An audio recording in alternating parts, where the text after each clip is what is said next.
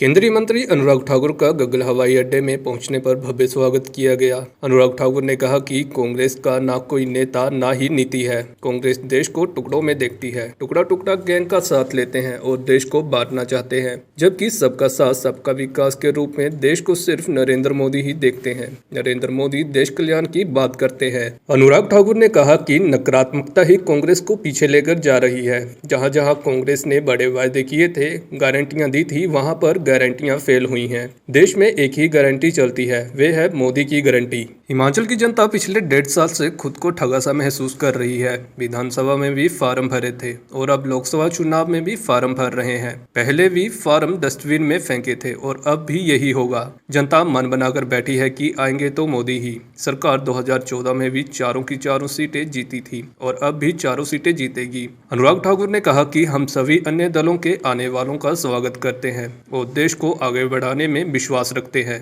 पिछले 15 महीनों से हिमाचल की जनता अपने आप को ठगा हुआ महसूस कर रही है।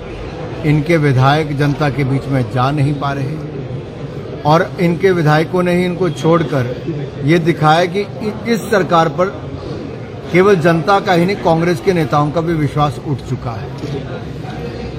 और ऐसे मौके पे जब चुनाव आते हैं तो चुनाव से पहले भी फॉर्म भरवाए थे। अब जब लोकसभा के चुनाव आए तब फिर फॉर्म आए। पहले के फॉर्म कूड़ेदान में फेंके थे, अब वाले पता नहीं कहाँ फेंकेंगे। कुल मिलाकर कांग्रेस तितर बितर है, चाहे देश की बात हो या प्रदेश की बात हो। और मैं तो ये कहना चाहता हूँ, एक और मोदी सरकार की उपलब्धियां हैं तो दूसरी ओर कांग्रेस और उनके गठबंधन दलों का अहंकार है, घमंड है। वो सब साथ भी नहीं है, न उनका कोई नेता है ना नीति है और नीयत में भी उनके खोट बार बार नजर आता है। वो तो देश को टुकड़ों में देखते हैं, टुकड़े टुकड़े गैंग का वो लोग समर्थन लेते हैं और यहाँ तक कि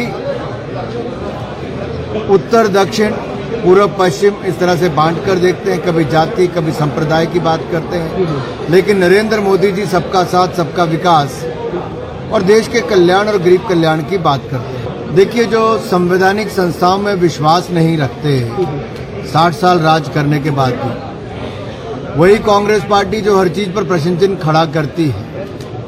जनता ने उनको 2014 में भी उतनी सीटें दी कि उनका प्रतिपक्ष का नेता नहीं बन पाया।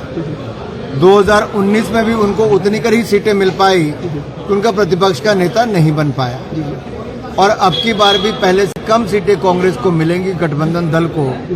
और उसका बड़ा कारण है कि उनकी नकारात्मक राजनीति और ये नकारात्मकता ही उनके कहीं ना कहीं उनको पीछे लेकर जा रही है।